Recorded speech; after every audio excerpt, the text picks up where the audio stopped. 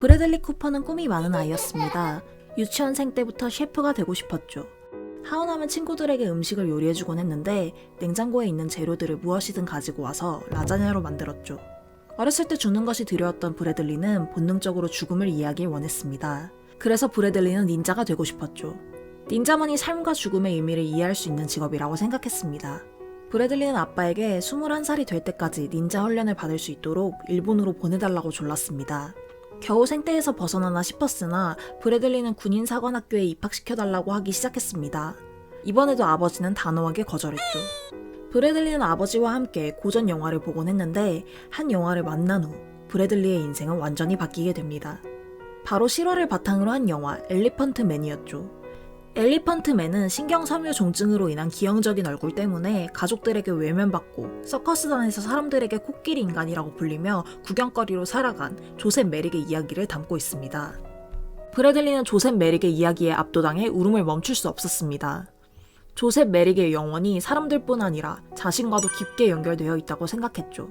이 영화를 관람한 후 브래들리는 연기자가 되기로 결심합니다. 브래들리는 1999년 HBO 드라마 섹스 앤 더 시티 시즌2의 네 번째 에피소드에서 사라 제시카 파커가 연기하는 주인공 캐리 브래드쇼의 데이트 상대 제이크로 짧게 등장하며 데뷔합니다. 그로부터 2년 후인 2001년 브래들리는 첩보 스릴러 드라마 엘리어스에서 제니퍼 가너가 맡은 주인공 시드니 브리스토의 베스트 프렌드이자 지역 신문 기자 윌 티핀 역으로 인지도를 얻기 시작했습니다. 밝은 미래가 펼쳐질 줄 알았으나 현실은 쉽지 않았습니다. 엘리어스 시즌1에서 윌 티핀은 시드니의 약혼자 살인사건을 조사하며 스토리를 이끌어 나가는 캐릭터였지만 시즌2 이후 분량이 급격하게 줄어들었죠. 브래들리는 자신의 역할이 점점 이야기의 중심에서 벗어나 일주일에 3일밖에 촬영하지 못하자 견디지 못했습니다. 브래들리는 스스로 J.J. 에이브럼스 감독에게 찾아가 자신을 시리즈에서 하차시켜달라고 요청했고 감독은 이를 승낙했습니다. 엘리어스에서 하차 후 브래들리는 극심한 우울감에 시달렸습니다. 심지어 농구를 하다 아킬레스건이 파열됐는데 회복에만 거의 1년이 걸려 그 기간 동안 아무 일도 하지 못했습니다. 연기는 자신의 길이 아니라는 생각에 브래들리의 자존감은 바닥을 쳤고 세상을 등지고 싶다는 생각까지 들었습니다. 브래들리는 이런 우울감을 잠깐이나마 잊게 해주는 약물과 알코올에 의존하기 시작했습니다. 브래들리는 사람들이 자신을 어떻게 생각할지, 하루를 어떻게 보내야 할지, 자신의 잠재력을 발휘하지 못하고 인생을 망칠까봐 두려웠습니다. 한 번은 파티에 참석한 모든 사람들에게 자신이 얼마나 터프한지 증명하기 위해 콘크리트 바닥에 머리를 세게 박아 피가 흐를 정도로 제정신이 아니었죠. 이런 브래들리를 정신 차릴 수 있도록 도움을 준 건 다름 아닌 한 친구의 일침이었습니다. 브래들리는 한 저녁 파티에서 자신감 있는 척하기 위해 당시 인기 있던 코미디언들의 독설 개그를 따라했습니다. 브래들리는 자신의 개그가 끝내줬다고 생각했죠. 브래들리의 친구인 윌 아넷은 그날 그가 얼마나 쓰레기 같은 놈이었는지 이야기해줬습니다. 그때 브래들리는 재미로 한 말이 다른 사람에게 상처를 줬다는 것을 깨달았고 처음으로 자신에게 문제가 있다는 것을 알았습니다.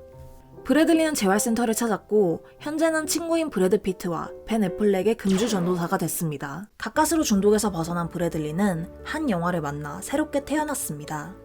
그 영화는 바로 2005년에 개봉한 오웬 윌슨, 빈스 본, 레이첼 맥아담스가 출연한 웨딩 크래셔였죠.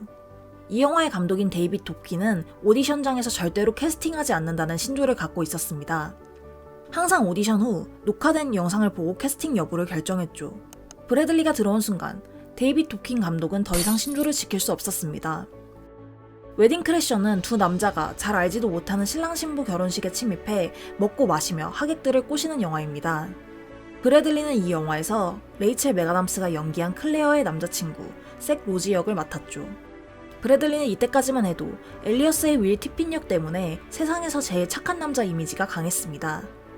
브래들리는 밝은 미소와 형형색색의 폴로 셔츠 아래 소시오패스 성향을 숨긴 악당 색 로지 역할을 얄밉게 잘 해내며 이미지 변신에 성공했습니다.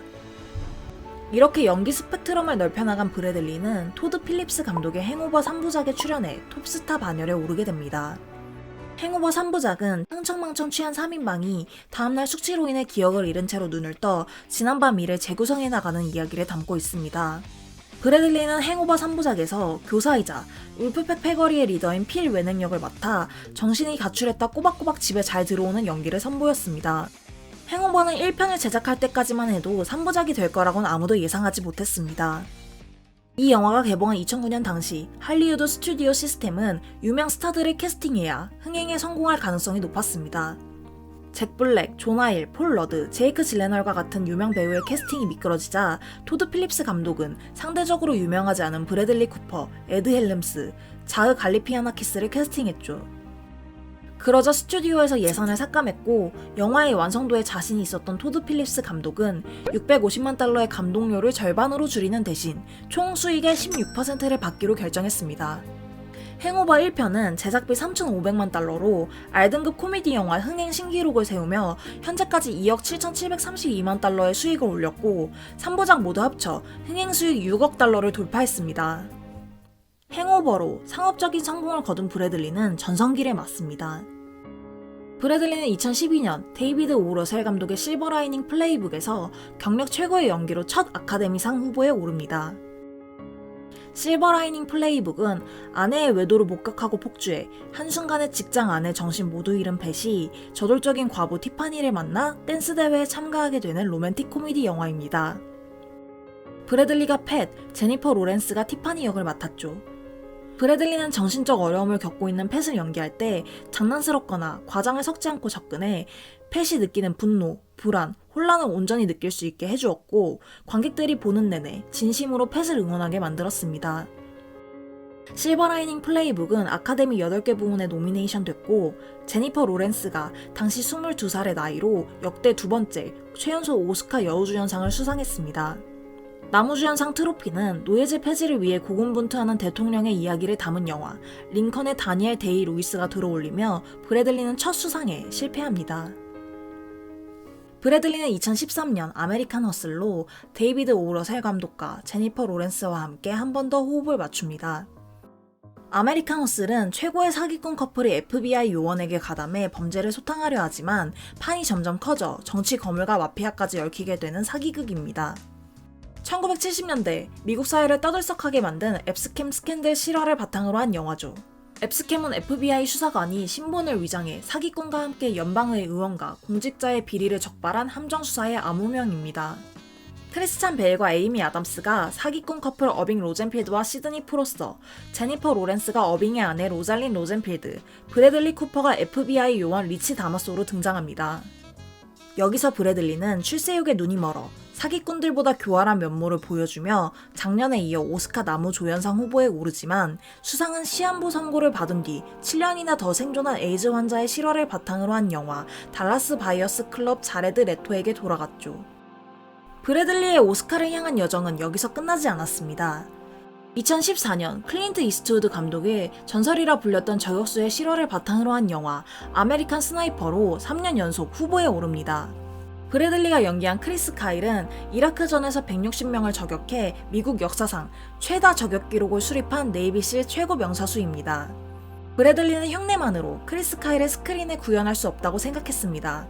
당시 83kg였던 브래들리는 3개월 동안 하루 6,000칼로리의 엄격한 식단을 따랐고 매일 5시간 근력 운동을 하며 17kg를 증량해 근육량이 100kg였던 크리스 카일의 몸을 만들었죠. 크리스 카일은 독특한 텍사스 억양을 사용했습니다. 브래들리는 텍사스 억양을 마스터하기 위해 크리스 카일의 인터뷰와 영상을 아이폰과 아이패드에 다운로드해 아침에 눈 뜨자마자 들었습니다. 촬영장에서 카메라가 돌아가지 않을 때조차 크리스 카일의 억양을 유지했죠. 크리스 카일이 실제로 사용하던 소총들로 훈련도 했습니다. 은폐-은폐하는 법, 호흡을 제어하는 법을 숙지했죠. 브래들리는 이러한 크리스 카일의 외적인 모습만이 아닌 내면에도 집중했습니다. 총을 쏴야 할지 말아야 할지 모호한 상황에서 저격수가 내려야 하는 결정의 무게와 전쟁으로 인한 PTSD를 체감하게 해주었죠. 각고의 노력을 다했음에도 오스카는 천재 과학자 스티븐 호킹과 그의 전 아내 제인 와일드 호킹의 실화를 바탕으로 한 영화 사랑에 대한 모든 것에 에디 레드메인 손을 들어줬습니다. 그렇게 브래들리는 아카데미의 저주를 받은 배우들과 어깨를 나란히 하게 됩니다. 수상의 행운은 따라주지 않았지만 명성은 차곡차곡 쌓아올린 브래들리는 2011년 피플지가 뽑은 지구상에 현존하는 가장 섹시한 남자로 선정됐고 2015년 타임즈가 선정한 세계에서 가장 영향력 있는 인물 100인의 표지를 장식했죠. 영화계에서 영향력을 더욱더 넓혀나가던 브래들리는 연기자에서 감독으로 도약했습니다. 브래들리의 도약을 응원한 건 다름 아닌 대배우 로버트 드니로였죠.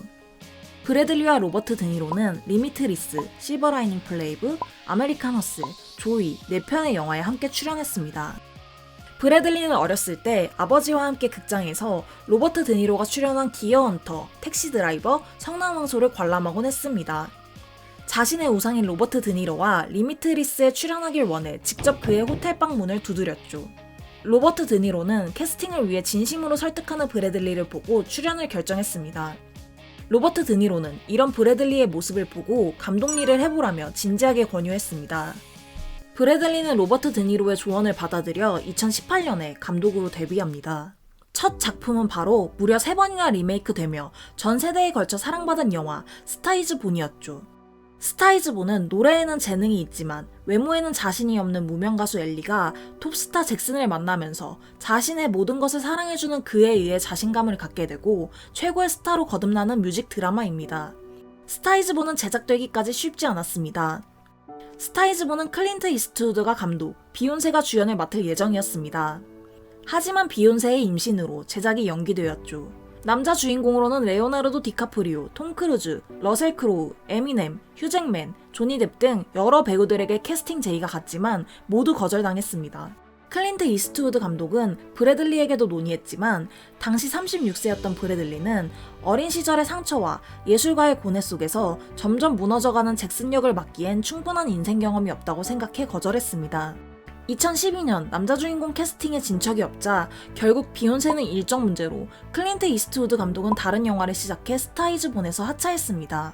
스타 이즈 본의 제작은 약 3년 동안 진척이 없다가 브래들리의 아버지가 폐암으로 세상을 떠난 후 4년이 지난 어느 날 거울을 본 브래들리는 그 역을 맡을 준비가 됐음을 깨달았습니다. 그렇게 브래들리는 스타 이즈 본의 감독, 공동각본, 주연을 맡는 것도 모자라 여주인공으로 신인 배우를 기용합니다. 2016년 한 자선 행사에서 레이디 가가의 라비앙 로즈 공연을 보고 반한 브래들리는 엘리 역을 해낼 수 있는 배우는 레이디 가가밖에 없다고 생각해 그녀를 캐스팅했죠. 브래들리의 눈은 정확했습니다. 레이디 가가는 첫 주연 영화로 아카데미를 비롯한 유수의 영화제에서 여우주연상 노미네이션 및 수상을 하며 연기력을 입증했죠. 브래들리와 레이디 가가는 영화 OST 작곡에 공동으로 참여했습니다. 영화에 등장한 11개의 곡 모두 라이브로 소화해냈죠. 브래들리와 레이디 가가의 듀엣곡인 셜로우는 오스카 주제가상 및 그래미 2관왕, 빌보드 핫백 1위라는 기록을 세우며 메이저 시상식을 휩쓸었습니다. 하지만 빛이 세질수록 그림자는 짙어지는 법이죠. 브래들리는 아내인 이리나 샤크와 이혼하게 됩니다. 스타 이즈 본의 홍보 일정 동안 브래들리의 일에 대한 헌신과 레이디 가가가 불거진 열애설 때문이었죠. 브래들리는 올해 개봉 예정인 두 번째 연출작, 지휘자 레너드 번스타인의 정기영화 마에스트로로 돌아오기 전에 가디언즈 오브 갤럭시 볼륨 3로 돌아옵니다. 브래들리가 목소리를 맡은 로켓 라쿤의 이야기를 중심으로 3부작의 대미를 장식할 예정이라는데요. 눈물 날 정도로 슬프다는 소문이 자자합니다. 그럼 극장에 가야 하는 저는 이만. 시청해주셔서 감사합니다.